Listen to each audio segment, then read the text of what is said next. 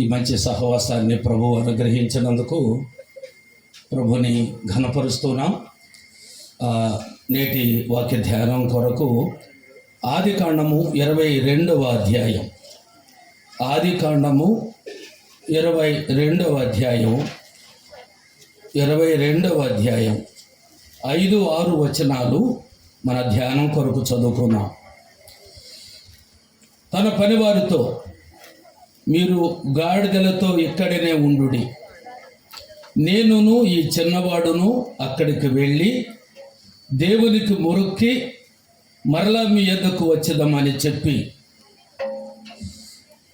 చిన్న ప్రార్థన చేద్దాం. దయగల తండ్రి, ప్రభువు నాయన స్తోత్రం. మొదల గ్రామం క్రిస్టియన్ అసెంబ్లీ మీ బిడ్డలో ఎంతగానో నెలలు తరబడి ఈ స్పెషల్ మీటింగ్స్ కోసమై ప్రార్థన చేశారు. స్తోత్రం. మరి ఇదే మీటింగ్ సమయంలో తీవ్రమైన ఎండలు వడగాల్పులైనప్పటికీ మీ బిడ్డలు ఎంతో ఓపికగా కూర్చుని మీ వాక్యం వినటానికి మీరు సహాయం చేస్తున్నారు. స్తోత్రం. నిన్నటి దినమున చక్కగా కూడికలు జరిగించారు. నేటి దినమున కూడా మీ దాసులు నిలబెట్టి మంచి వర్తమానం మీరు అందించారు. ప్రభు మీకు స్తోత్రం. మరొకడు మీ పక్షంగా నిలబడి ఉండగా బలపరచండి.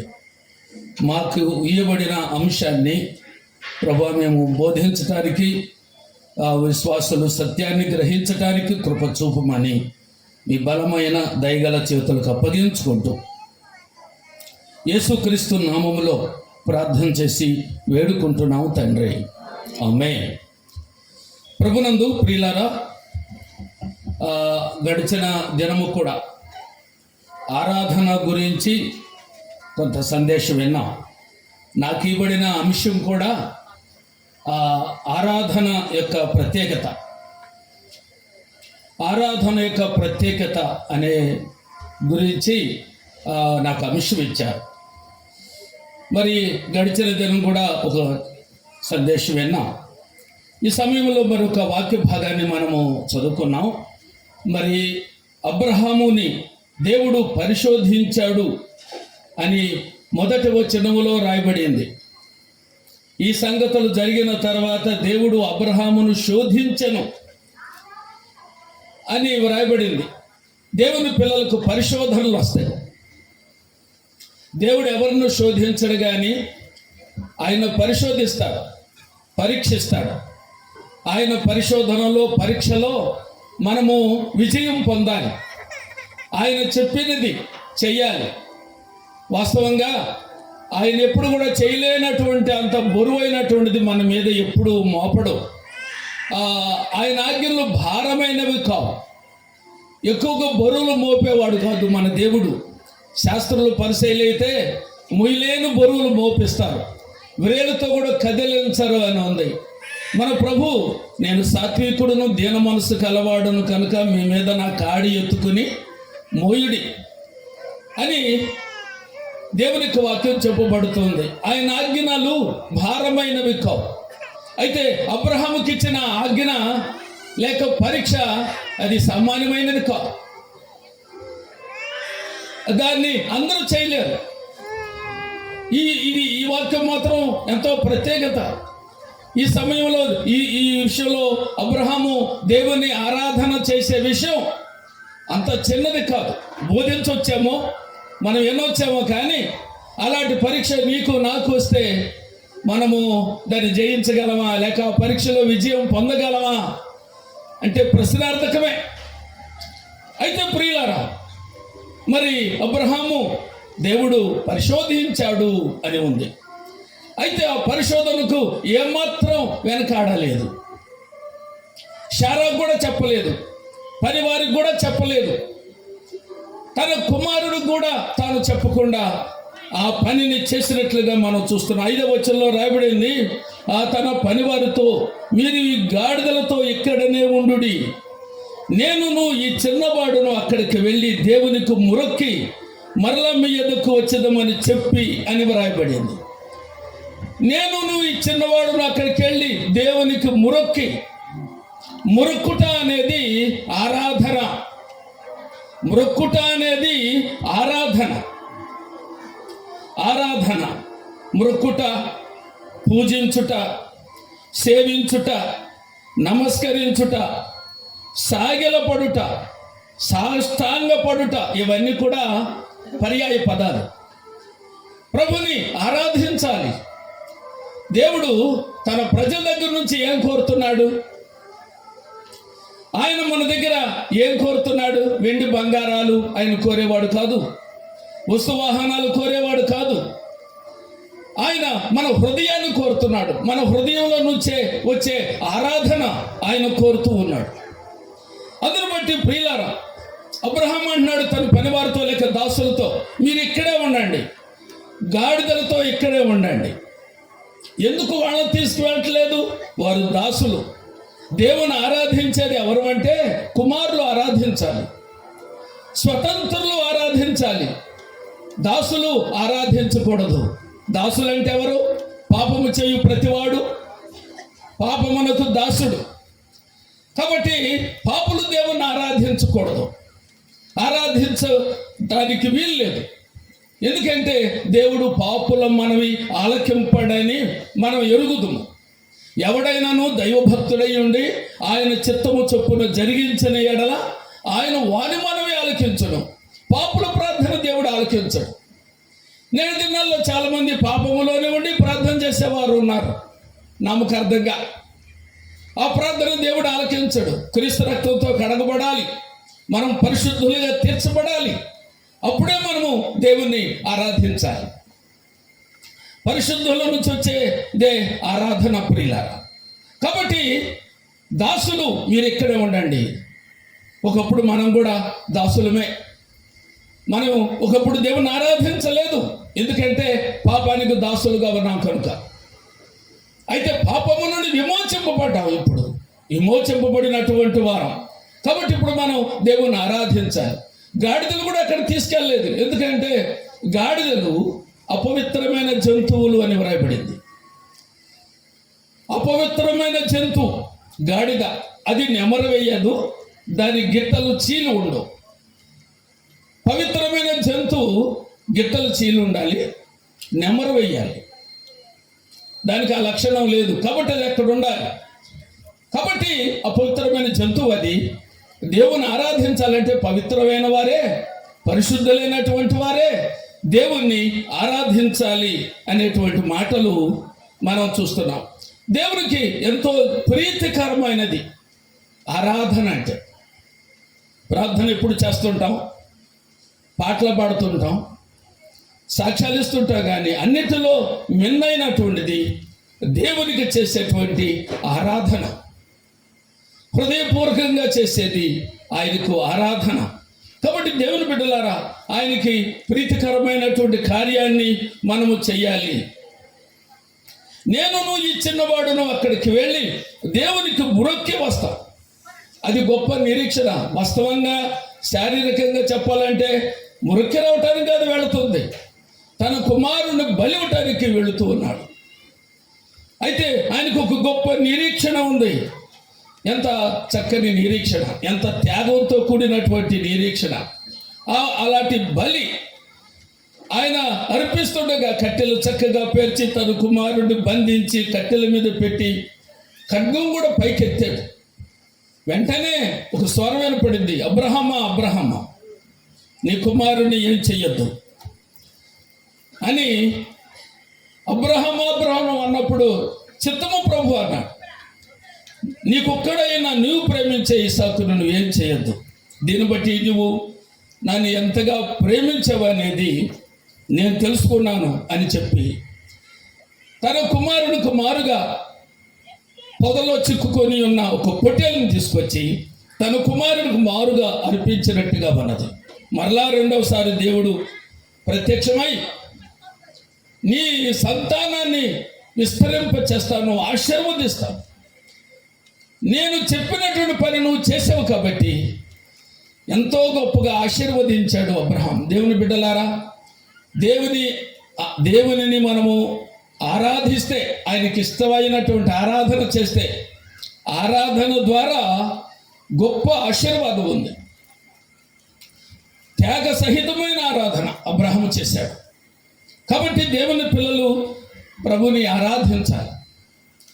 మరి మన సంఘాల్లో మనం ఇప్పుడు ప్రతి ఆదివారం, కొన్ని సంఘాలు అయితే నెలకు ఒకసారి, మొదటి వారమా లేక చివరి వారమా, కొన్ని సంఘాల్లో 3 నెలలకు ఒకసారి, కొందరు సంవత్సరానికి ఒకసారి అలాగ ఆరాధించేవారు ఉన్నారు. అయితే విశ్వాసుల సంఘాల్లో ప్రతి ఆదివారం ఆరాధన చేస్తాం. ఆరాధనలో 5 భాగాలు. ఆరాధనలో ఎన్ని భాగాలు ఉన్నాయి అంటే 5 భాగాలు ఉన్నాయి. మొదటిదిగా వచ్చి ఆరాధన గీతాలు పాడతాం. ఆరాధన గీతాలు పాడుతున్నామంటే అర్థం ఏంటి? ఎవరెవరు పాడతారు? పురుషులు, స్త్రీలు, అంటే సంఘం కలిసి దేవునికి ఆరాధన గీతాలు పాడతాం. ఆ పాటల ద్వారా మనం ప్రభుని ఆరాధిస్తాం. అంతేగాని జనం వచ్చేదానికోసం కాదు ఆరాధన గీతాలు పాడేది. ఇంకా సమయం కాలేదు కదా అని కాదు, పాటల ద్వారా ప్రభుని ఆరాధిస్తాం. 3 పాటలు లేక 4 పాటలు ప్రభుని ఆరాధన గీతాలతో ఆలపిస్తూ ప్రభుని ఆరాధిస్తాం. అది ఎంతో మధురమైనటువంటి సమయం అది మనకు. ఆరాధన గీతాలు అయిపోయిన తర్వాత ఆరాధనకు సహాయకరమైన వాక్యాన్ని వింటాం, 2వ భాగం. ఆ వాక్యం కూడా దేని గురించి ఉంటుందంటే ఆరాధన సంబంధించిందే. ఆ వాక్యం ఏంటంటే ప్రభుని ఆరాధించినట్లుగానే, మనము ఆరాధనకు ప్రిపేర్ అవుతున్నట్లుగానే, మనం ఆరాధన ఏ విషయాల్లో చేయాలో దానికి సహాయకరం. కొందరైతే ఆరాధన ఎప్పుడు చేసే మాటలే. ఈ వారం ఏ మాటలైతే ఆరాధనలో చేస్తారో మరలా రేపు అదే, నెల అంతా అదే, సంవత్సరం అంతా అదే, జీవితం అంతా కూడా అయ్యే మాటలు. అయితే మన అసెంబ్లీలో ఆరాధనకు చెప్పబడే వాక్యం ఎటువంటిదంటే సహాయకరం. అంటే వాక్యం చెప్పినప్పుడు ఆ మాటలే తీసుకుని మనం ప్రభుని ఆరాధించాలి. చాలామంది ఆ మాటలు తీసుకోకుండా ఆ మాటలే, మరి ఇప్పుడు చెప్పే మాటలే చెప్తూ ప్రభుని ఆరాధిస్తారు. అది క్రొత్త ఆరాధన కాదు, అది పాత ఆరాధన. వాక్యం చెప్పే దేవుని సేవకులు కూడా ఏ విధంగా ఆరాధన చెయ్యాలో ఎన్నో అంశాలు ఉన్నాయి ప్రభుని ఆరాధించడానికి. కాబట్టి ఆ మాటలో కనీసం 1-2 మాటలైనా ఉపయోగించి మనం ప్రభుని ఆరాధించాలి. ముందు ఆరాధన గీతాలు, ఆ తరువాత ఆరాధనకు సహాయకరమైన వాక్యం వింటాం మనం. 3వదిగా ప్రభుని స్తుతిస్తాం, స్తోత్రాలు చెల్లిస్తాం. సహోదరులు ప్రభుని స్తుతిస్తారు, సహోదరులు ఏకీభవించి అందరూ ఆమేనని చెబుతారు. అప్పుడు ఆరాధన చేస్తుంది పురుషుల, స్త్రీల, అందరూ రైట్. అందరూ ఒకవేళ అందరూ చేయాలనుకోండి, ఇంకా పాటలు ఉండవు, వాక్యం ఉండదు, బల్ల ఉండదు, ఇక ఆరాధనే సరిపోతుంది. కార్యక్రమాలన్నీ జరగాలి కాబట్టి మరి 10 మంది లేక ఇక కొంతమంది ప్రభుని ఆరాధిస్తారు. సహోదరులు అందరూ కూడా ఆరాధన చేయలేరు. ప్రతిసారి కొందరికి అవకాశం ఉంటుంది సమయాన్ని బట్టి. అయితే అందరూ చేసినట్లే అందరూ ఏకీపిస్తారు కనుక. కాబట్టి స్తోత్రాలు చెల్లించుట ఆరాధనలో భాగం. అప్పటికి ఎన్ని భాగాలు?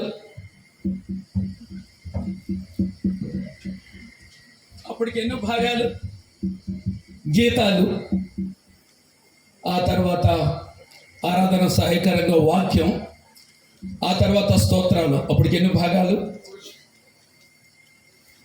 3.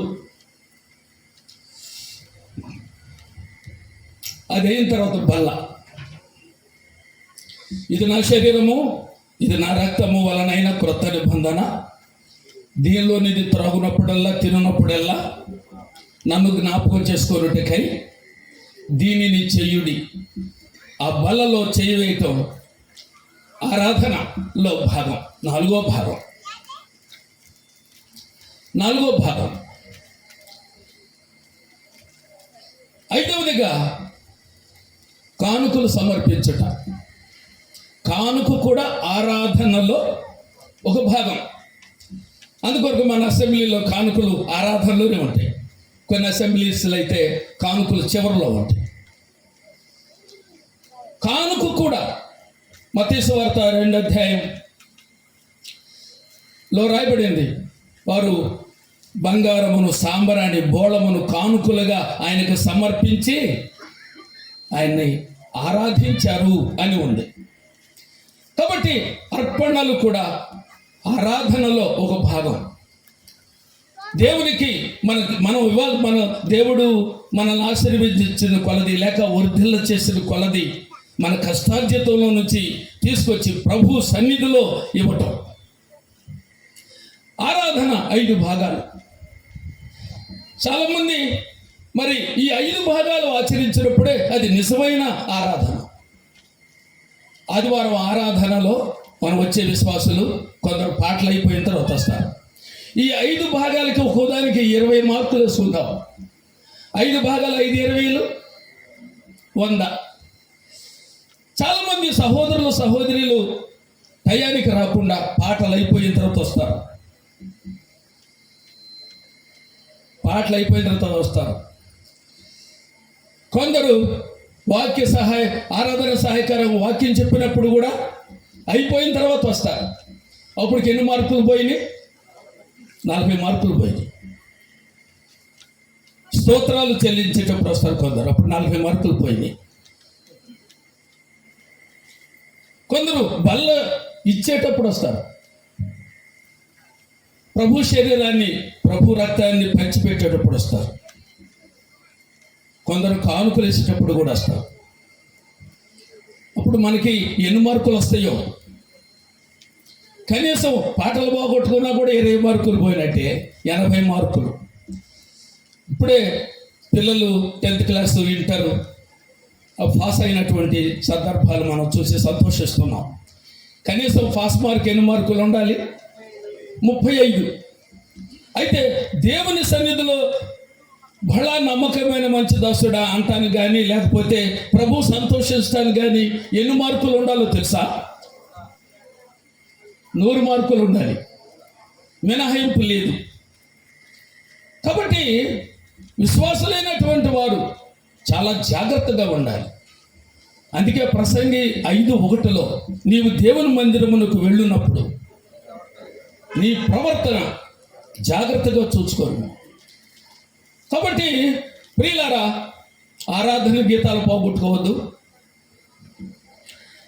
సహాయకరమైన వాక్యం పోగొట్టుకోవద్దు. ఆ వాక్యం పోతే నువ్వేమి ఆరాధన చేస్తావు? చెప్పిన వాక్యం దేనికి? నువ్వు ఏ విధంగా స్తోత్రాలు చెల్లించాలో దానికి సహాయం. ఇది వింటేనే నువ్వు ప్రభుని స్తుతించాలి, ఆరాధించాలి. ఈ మాటలే తీసుకోవాలి. కాబట్టి మన విశ్వాసులు చాలామంది తప్పిపోతున్నారు. యాకోబు పత్రిక 3వ అధ్యాయంలో సేవకులైన మనమందరము మాటల్లో తప్పిపోతున్నావు అని ఉంది. సేవకులకు కఠినమైన తీర్పు ఉన్నది అని వ్రాయబడింది. మీరు అందుకొరకు మీరు అనేకులు బోధకులు కాకుండా ప్రభుని ఆరాధించే మనం కూడా జాగ్రత్త తీసుకోవాలి. ప్రతి ఆదివారం 100 మార్క్స్ తెచ్చుకోవాలి. అప్పుడే ప్రభు మనం ఘనపరిచినట్లు. అలక్ష్యం చేయకూడదు, సమయానికి రావాలి. ఇక్కడ మన సంఘంలో ఎన్ని గంటలకి ఆరాధన స్టార్ట్ చేశారు? ఇక్కడ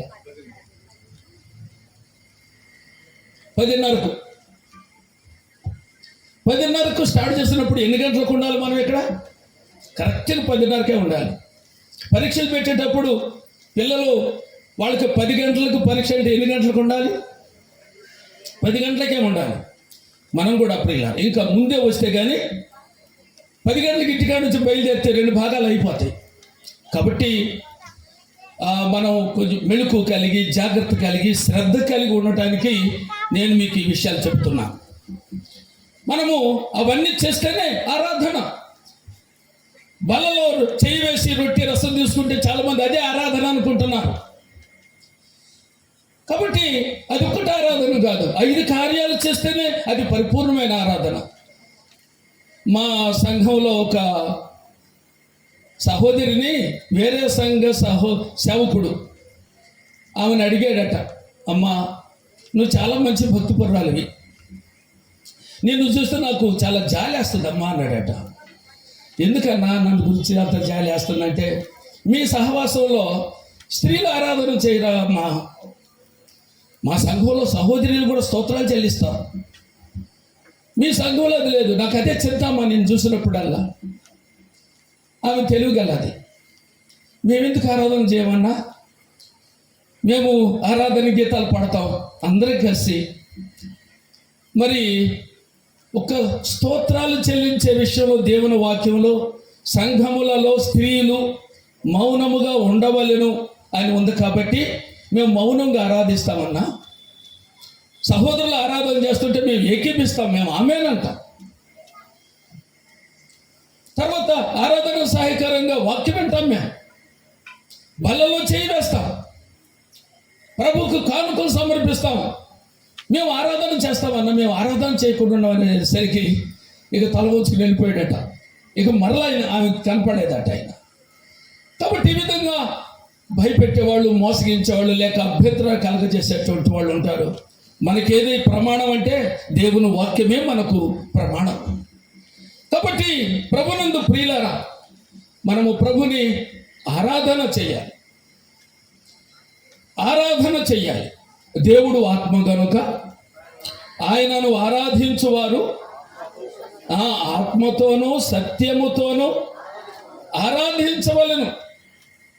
సత్యంగా ఆరాధించేవారు ఉన్నారు, వ్యర్థంగా ఆరాధించేవారు కూడా ఉన్నారు. మార్కు సువార్త 7వ అధ్యాయం 6-7 వచనాలు చదివితే అది కూడా ఆరాధనే. చదువుతారా ఆ మాటలు?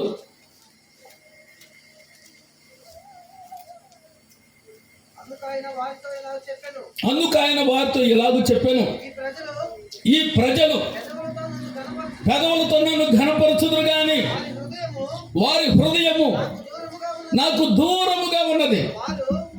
వారు మనుషులు కల్పించిన పద్ధతులు దైవోపదేశములని బోధించుచు, దేవుని బిడ్డలారా, వారు నన్ను వ్యర్థముగా ఆరాధించుచున్నారు. వ్యర్థమైన ఆరాధన. వేషధారులైన మిమ్మల్ని గురించి 13వ వచనంలో వ్రాయబడింది. 13వ వచనం చూడండి, అక్కడే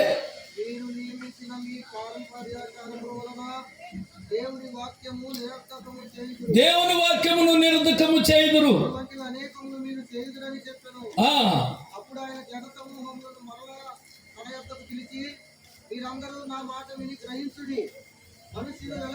చాలండి. 13వ వచనంలో వేషధారులని మిమ్మల్ని గురించి యెషయా ప్రవచించినది సరియే అని వ్రాయబడింది. యెషయా గ్రంథంలో ఉందన్నమాట. వేషధారణ, పెదవులతో ఘనపరిచేది. వారు ఆరాధన చేశారు కాబట్టి నేను కూడా ఆరాధన చేయాలి. నేను కానీ చేయకపోతే ఈ సమయంలో నేను అయోగ్యంగా ఉన్నాను. ప్రక్కన వారు ఎందుకు నువ్వు ఆరాధన చేయలేదంటే నేనేం చెప్పాలి? అందును బట్టి ఈ బాధ అంత లేకుండా నేను కూడా రొట్టె రసం తీసుకోవచ్చు అనుకునే వాళ్ళు కూడా ఉన్నారు. అది వ్యర్థమైన ఆరాధన. యథార్థంగా ఆత్మతో సత్యముతో. సత్యము అంటే అర్థం ఏంటి? ఇంకా దాంట్లో అసత్యం అనేది లేదు. యథార్థత అన్నమాట. ఉన్నది ఉన్నట్లు సత్యం అంటే. పాపం మానవుడిని దోషుడుగా చేసింది కానీ సత్యము మనల్ని స్వతంత్రులుగా చేసింది. కాబట్టి ప్రభునందు ప్రియులారా, మీరు మీ పారంపర్యాచారముల నిమిత్తము దేవుని ఆజ్ఞను బొత్తిగా నిరాకరించుతున్నారు. పారంపర్యాచారం కాదు, మనం ఆరాధన చేయాలి కదా, ఈరోజు ఆదివారం కదా, మనం వెళ్ళాలి కదా, మామూలే కదా, తప్పదు కదా, కాదు. అది దేవుని యొక్క ఆజ్ఞని. అది దేవుని యొక్క ఆజ్ఞ. ఆరాధన అనేది ఒక సూచన కాదు, ఒక సలహా కాదు, దానికి మినహాయింపు లేదు. ఆజ్ఞ తిక్రమమే పాపమని దేవుని వాక్యంలో చూస్తాం. కాబట్టి ప్రభునందు ప్రియులారా, పాత నిబంధన ఆరాధన లక్షణాలు ఏంటంటే దేవునికి ఇవ్వటమే మెటీరియల్. పాత నిబంధన ఆరాధనకు, కృత నిబంధన ఆరాధనకు ఎంతో వ్యత్యాసం ఉంది. నిజంగా అది ఎంతో ఖర్చుతో కూడింది, అది ఎంతో కష్టంతో కూడా కూడింది. అది నిజంగా మరి నూతన నిబంధన ఆరాధనలో ఖర్చు లేదు, కష్టం కూడా లేదు, ప్రయాస లేదు. ఎంత తేలిక, ఎంత చిన్నగా దేవుడు మనకి ఇలాంటి ఆరాధన నియమించాడు. మెటీరియల్ ఆరాధన అంటే బలులు, దహన బలి, నైవేద్య బలి, పానార్పణము, సమాధాన బలి, ప్రథమ ఫలములు, ఇవిస్తేనే ఆరాధన పాత నిబంధన కాలంలో. దేవుని బిడ్డలారా, మరి ఈనాడు మనం చేసే ఆరాధన యోహాను సువార్త 4:24 క్రొత్త నిబంధన ఆరాధన. దేవుడు ఆత్మ గనుక ఆయనను ఆరాధించేవారు ఆత్మతోనూ సత్యముతోనూ ఆరాధించవలెను. అది దేవుని ఆజ్ఞది. ఆరాధించవచ్చును కాదు, అది ఒక సలహా కాదు, అది ఒక విన్నపం కాదు, ఇది ఒక ఆజ్ఞ, మినహాయింపు మాత్రం లేదు. ఇశ్రాయేలీల్లో ప్రతి వారు కూడా దేవుని ఆరాధించాలి. ఇశ్రాయేలీలందరూ దేవుణ్ణి ఆరాధించాలి. నిర్గమకాండం 12:47 చూడండి. నిర్గమకాండము 12వ అధ్యాయము. ఇశ్రాయేలీల సర్వ సమాజము ఈ పండుగను ఆచరింపవలెను. మీ యొద్ద నివసించు పరదేశి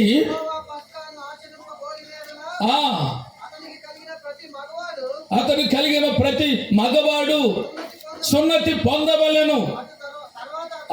తర్వాత అతడు సమాజంలో చేరి దేవుని బిడ్డలారా, పాత నిబంధన కాలంలో పస్కా పండుగను లేక దేవుని ఆరాధించాలంటే యోగ్యత ఏంటి? ప్రతి పురుషుడు సున్నతి చేయించుకోవాలి. సున్నతి పొందినటువంటి వాడే సమాజంలో చేర్చబడతాడు. మరి నూతన నిబంధన సంఘంలో మరి ఎవరు యోగ్యులు అంటే, రక్షింపబడి బాప్తిసం తీసుకుని క్రీస్తు రక్తంతో కడగబడిన పరిశుద్ధులు ఏం చేయబడతారంటే సంఘములో చేర్చబడతారు. సంఘములో చేర్చబడిన వారు ప్రభుని ఆరాధిస్తారు. అదే మనం ఇక్కడ చూస్తున్నాం. కాబట్టి ప్రియులారా, సున్నతి పొందాలి. సున్నతి లేకుండా దేవునికి బలు అర్పించడం కానీ అర్పణలు అర్పించడానికి వీల్లేదు. అలాగునని నూతన నిబంధనలో రక్షింపబడిన వారు మాత్రమే ప్రభుని ఆరాధించాలి. నేటి అనేక సంఘాల్లో ఆరాధించటంలో వ్యత్యాసం లేదు. కొన్ని సంఘాల్లో మనమందరూ నిలబడి దేవునికి ఆరాధన చేద్దాం. ఒక సంఘం ఉంది, వాక్యం చెప్పే ముందు దేవునికి ఆరాధన అట. అందరు నిలబడాలి, ఒక పాట వాయిద్యాలతో చాలా గంభీరంగా అలసిపోయేటట్లు పాడిందే ఒక వచనమే 10 సార్లైనా పడతారు. అలసిపోయిన తర్వాత అప్పుడు ఆరాధన అయిపోద్ది. ఎవరు చేస్తారు అంటే వచ్చిన సమాజం అంతా 10,000 మంది వచ్చారనుకోండి, 10,000 మంది నిలబడి ఆరాధన చేస్తారు. వాళ్ళు ఎంతమంది ప్రభు నమ్ముకున్నారు, ఎంతమంది రక్షింపబడ్డారు, ఎంతమందికి రక్షణ అనుభవం ఉంది, ఎంతమంది ప్రత్యేకించబడ్డారు, అదేమి లేదు. మనం లేచి దేవుని ఆరాధన చేద్దాం. ఆరాధన నీ దేవుడైన యెహోవా నామమును 2వ ఆజ్ఞ నిర్గమకాండం 20 అధ్యాయంలో నీ దేవుడైన యెహోవా నామమును వ్యర్థముగా నుచ్చరింపకూడదు. రక్షణ లేకుండా దేవుని పేరు చెప్పటం, వ్యర్థంగా ఆరాధించటం. దేవుని బిడ్డలారా, అలాంటి ఆరాధన కాదు మనం ప్రభుని స్తోత్రాలు చెల్లించేటప్పుడు మన పాత జీవితం, మనం ఎటువంటి వారమో, గతంలో ప్రభు మనకిచ్చినటువంటి ధన్యత ఏంటి, ఆయన మనకిచ్చిన రక్షణ ఏంటి, ఆయన మనకిచ్చిన నిరీక్షణ ఏంటి, ఆయన మనకు అనుగ్రహించినటువంటి ఆనందాన్ని వ్యక్తపరుచుకుంటూ మనం ప్రభుని ఆరాధిస్తాం. కాబట్టి అది ఆత్మతోనూ సత్యముతోనూ మనము ఆరాధించవాలని దేవుడు కోరినటువంటి మాటగా మనం చూస్తూ ఉన్నాం. కాబట్టి ప్రియులారా, ఆరాధన ఎక్కడ చేయాలి? ఆరాధన ఎక్కడ చేయాలి? ఇంట్లో కాదు, పట్టణంలో కాదు, ఇంకేదో స్థలంలో కాదు, యెరూషలేములోనే ఆరాధన చేయాలి. పాత నిబంధన కాలంలో ఆరాధన చేయాలంటే యెరూషలేము వెళ్ళాల్సిందే. ఐథియోపియుడైన నపుంసకుడు ఇథియోపియా దేశాల నుండి యెరూషలేము వెళ్ళి అక్కడ ప్రభుని ఆరాధించాడు. అన్ని జనులు ఎంతోమంది ప్రభు నమ్ముకుని యెహోవా దేవుడు నమ్ముకున్న వారు ఉన్నారు. వారందరూ కూడా సంవత్సరానికి కనీసం ఒకసారైనా వెళ్ళి అక్కడ ప్రభుని ఆరాధిస్తారు. పస్కా పండుగ సమయంలో ఆరాధించాలి. అయితే నేటి దినాల్లో మన యెరూషలేము ఏదంటే మన స్థానిక సంఘమే. సంఘం అంటే మందిరం కాకపోవచ్చు, ఒక ఇంట్లో కూడుకోవచ్చు, ఒక చెట్టు కింద అయినా కూడుకోవచ్చు. మందిరం అంటే రక్షింపబడినటువంటి సమూహమే. తిమోతి పత్రిక 3:15 ఉంది, దేవుని మందిరములో అనగా దేవుని జీవము కలిగిన సంఘములో జనులు ఎలాగూ ప్రవర్తించవలెను. కాబట్టి మందిరం ఏది అంటే విశ్వాసులే మన దేవుని మందిరం. దేవుడు ఎక్కడ ఉంటాడు? ఎక్కడైతే 2 లేక 3 నా నామమున చేరి ఉంటారో వారి మధ్యలో ఉన్నాడు. కాబట్టి ప్రియులారా, ప్రభుని ఆరాధించడానికి సంఘముగా కూడి మనము ప్రభుని ఆరాధించాలి. యోహాను సువార్త 4:25-20 వచనంలో ఆరాధించవలసిన స్థలము యెరూషలేములో ఉన్నదని ఎరుగుదుమని సమరయ స్త్రీ యేసుక్రీస్తు ప్రభుతో మాట్లాడుతుంది. అయితే ప్రియులారా, మరి ఆరాధన స్థలం యెరూషలేములో ఉంది. ఆరాధన స్థలం యెరూషలేము ఉంది. ఇప్పుడు మన ఆరాధన స్థలం మన మందిరం, మన స్థానిక సంఘంగా కూడుకుని ప్రభుని ఆరాధించాలి. ఇశ్రాయేలీలు అయితే ఐగుప్తు దేశంలో నుంచి బయలుదేరి కనానుకు వచ్చినంత వరకు వారు ప్రత్యక్ష గుడారములో ఆరాధన చేశారు. ఒక ప్రత్యేక రీతిగా ప్రత్యక్ష గుడారం నిర్మించబడింది. మరి బయలుదేరినటువంటి 6 లక్షల కాల్బలం అయితేనేమి, స్త్రీలు పురుషులు అందరూ దాదాపు 20 లక్షల మంది అంటారు అంచనా వేసి, వీళ్ళందరూ కూడా ప్రభుని ఆరాధించారు. ఎలాగో ఆరాధించారు? ప్రత్యక్షపు గుడారం, దేవుని యొక్క మేఘము ఆ ప్రత్యక్షపు గుడారం మీద ఆవరించినప్పుడు ప్రజలు ఆరాధించారు, ప్రజలు ప్రభుని ఘనపరిచారు. అలాగూ ఆరాధించారు. దావీదు కాలం వరకు షిలోహులో ఆరాధన జరిగింది. షిలోహులో దేవునికి ఆరాధన జరిగిందండి. ఆ తర్వాత దావీదు దేవుని యొక్క మందిరం కట్టడానికి స్థలాన్ని కనుగొనటం జరిగింది. 132వ కీర్తన 13-14 వచనాల్లో చూస్తే, దేవుని యాకోబు దేవునికి నేను ఒక స్థలము చూచు వరకు ఆయన ఎంతో ప్రయాసపడ్డాడు అని వ్రాయబడింది.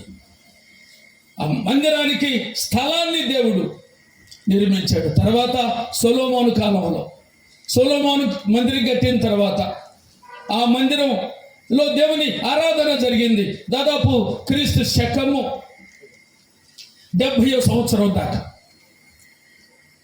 ఆరాధన జరిగింది. 70వ సంవత్సరంలో టైటస్ చక్రవర్తి రావటం, ఇశ్రాయేలీలందరిని కూడా అనేకులను చంపటం, చెరవేసుకెళ్ళటం, మందిరాన్ని పడగొట్టడం. సొలొమోను కట్టిన మందిరం బబులోను రాజ్యం దాన్ని పడగొట్టింది, నెబుకద్నెజరు. ఆ తర్వాత మరలా సెకండ్ టెంపుల్ కట్టబడింది నెహెమ్యా ఎజ్రాలు ద్వారా. అది శిథిలమైపోయింది. హేరోదు రాజు 42 సంవత్సరాలు కట్టాడు అని మనకు వాక్యం చూపిస్తూ ఉంది. ఆ మందిరంలోనే యేసుక్రీస్తు ప్రభువారు దాన్ని శుద్ధి చేశాడు. నా మందిరాన్ని వ్యాపార పొట్టిల్లుగా చేయొద్దు అని దాన్ని శుద్ధి చేశాడు. శిష్యులు పొగిడారు, ప్రభువా ఈ రాళ్ళు ఎలాంటివో, ఈ కట్టడం చూడండి ఎంత అందంగా ఉందో అని ప్రభువు చూపించారు. రాతి మీద రాయి లేకుండా ఇది కూల్చివేయబడుతుంది అని ప్రభు చెప్పాడు. ప్రభు చెప్పిన 36 సంవత్సరాలకి ఆ మందిరం టైటస్ అనేవాడు దాన్ని పడగొట్టడం జరిగింది. అప్పటి నుంచి ఇప్పటి వరకు ఇశ్రాయేలుకు ఆరాధన లేదు. నెహెమ్యా కట్టిన గోడ కొంత భాగం ఒక ముక్క ఉంది. వాళ్ళందరూ అక్కడ చేరి అక్కడ దేవుణ్ణి వాళ్ళ బాధలు చెప్పుకుని అక్కడ ఏడ్చుకుంటారు వెళ్ళి. 2012 సంవత్సరంలో మేము ఇజ్రాయెల్ దేశానికి టూర్గా వెళ్ళాం.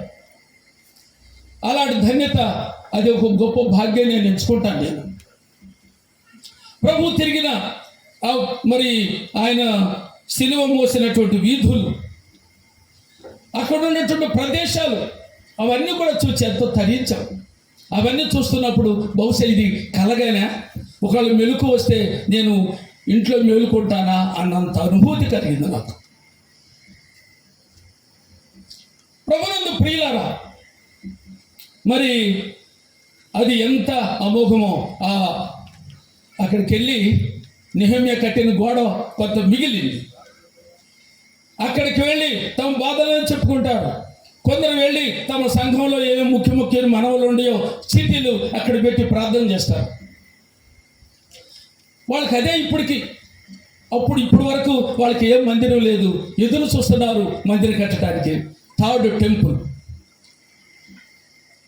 దేవుని బిడ్డలారా, దేవుని ఆరాధించడానికి ఆతృత పడుతున్నారు.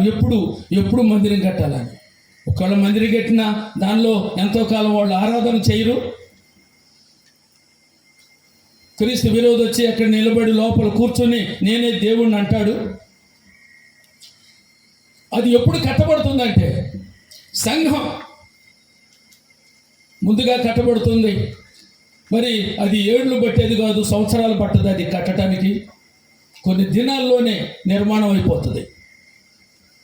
అంత సునాయాసంగా టెక్నాలజీ, ఇప్పుడున్న టెక్నాలజీ ఇశ్రాయేలుకు ప్రపంచంలో ఇంకెవరికి లేదు.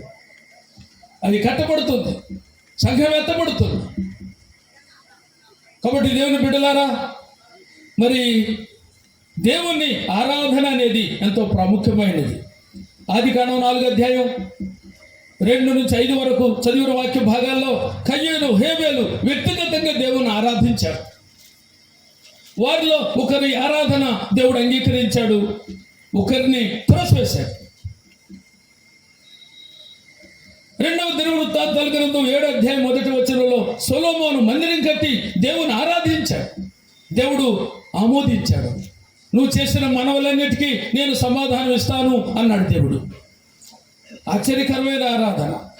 అబ్రహాము కూడా 22వ అధ్యాయం ఆదికాండంలో ఆ అధ్యాయం అంతా చక్కని ఆరాధన, త్యాగపూరిత ఆరాధన. ఎంత చక్కని ఆరాధన. దేవుని బిడ్డలారా, మనం దేవుని ఆరాధించాలి అని దేవుడు కోరుతున్నాడు. యోహాను సువార్త 4వ అధ్యాయం 23వ వచనంలో అటువారు కావాలని ఆయన వెదుకుచూ ఉన్నాడు అని నిన్న కూడా మాట జ్ఞాపకం చేశాను. దేవుడికి ఇప్పుడు ఎవరు కావాలి? దేవుణ్ణి ఆరాధన చేసేవారు కావాలి. ఆత్మతో సత్యముతో ఆరాధన చేసేవారు కావాలి దేవునికి. మనం ఎలాగో ఆరాధిస్తున్నాం, ఆరాధనకి ఏ సమయానికి వస్తున్నాం, ఎన్ని మార్కులు వస్తాయి నీకు ఆరాధనలో? ఈ రోజు నుంచి అయినా మీరు ఆ మాటలు గుర్తుపెట్టుకుని ఆరాధనకు మరి సరైన సమయానికి వస్తారని నేను ఆశపడుతున్నాను. ఈ ఉత్తరాది సంఘాల్లో ఒక స్పెషల్ మీటింగ్ పెడితే చూస్తుంటాను. మీటింగ్ అయిపోయిందాక వస్తూనే ఉంటారు. అమ్మో పాటలు అయిపోతాయేమో, దైవ సేవకులు వాక్యం అందిస్తారు, ప్రత్యేకమైన సందేశాలు ఉంటాయి. మనం పోవాలనేది కాదు. గడ్డి కోసుకొచ్చి ఆ తల మీద ఉండ ఆ మోపున తీసిరేసి వచ్చి ఆ జిబ్బు తలతో వచ్చి కూర్చుంటారు. అది మామూలు అలవాటు. వాళ్ళకి పొలాలకు పోయి పొలాలు తీసుకొచ్చి అడబడేసి అలా కూర్చుంటారు. అప్పుడు సగం అయిపోతుంది. అది విశ్వాస లక్షణమేనా? కాబట్టి ఆరాధనలోనే 5 భాగాలు మీరు ఆరాధన చేస్తేనే ఆరాధన చేసినట్లు, లేకపోతే మీరు ఆరాధన చేయనట్టే. గుర్తుంచుకోండి, దేవునికి భయపడాలి. ఆయన యందు భయభక్తులు గలవారు చుట్టూ యెహోవా దూత కావలుండి వారిని రక్షించునని రాయబడింది. దేవుని పిల్లలు దేవుని యందు భయభక్తులతో ప్రభుని ఆరాధించి ప్రభుని ఘనపరచాలని దేవుని వాక్యం ద్వారా హెచ్చరిస్తున్నాం. దేవుడి మాటలు దీవించును గాక. ఆమేన్.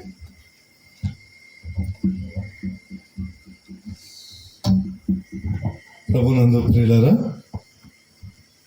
ఆరాధన గురించిన అమూల్యమైన సందేశాన్ని మనము నిన్న ఉదయకాలం, ఈరోజు ఉదయకాలపు కూటంలో 2వ వర్తమానాన్ని మనం విన్నాం.